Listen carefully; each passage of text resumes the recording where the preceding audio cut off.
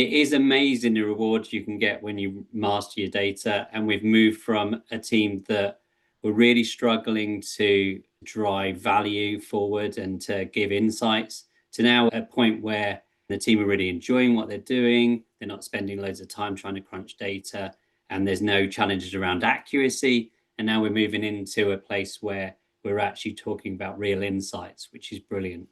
So what we're going to do is we're just going to have a nice conversation between myself, Surojit, and Shivi. The challenges that we might come across when actually trying to resolve and master our data, but also some of the real top tips about how we can really move forward and validate and get to a point where we're using data to our advantage as finance leaders.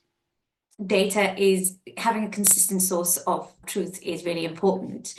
But from a finance transformation point of view, data is the key enabler for any kind of finance transformation.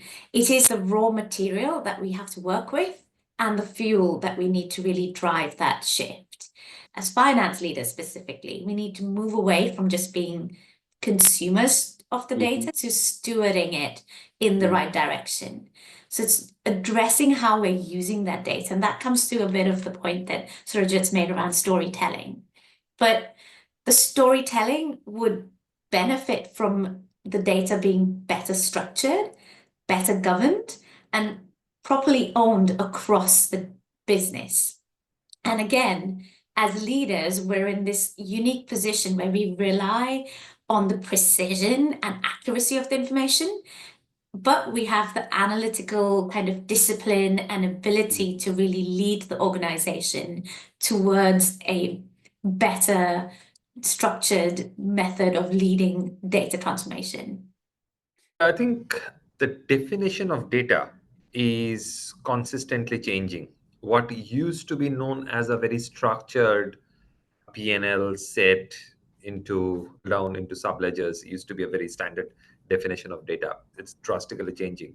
The concept of synthetic data, the concept of data manipulation, the concept of if in a data set you get missed data, you can create new data or artificial data.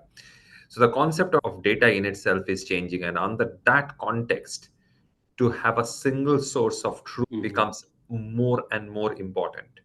The one thing which hasn't changed over the years is garbage in, garbage out. So you try to build insights or any data models on top of inconsistent data. I'm using the word inconsistent rather than bad, because bad data and inconsistent are two different things. Inconsistent data is really bad. Having consistent data is much more useful. So I think having that single source of data is really important. That's one thing. But also, I think the second thing is also in that context, I'm about to contradict myself.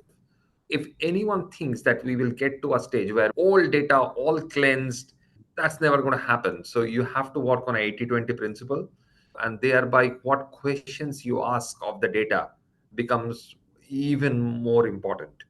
So I think those asking the right questions of the data and having the right data, not all accurate data, I think that's quite important.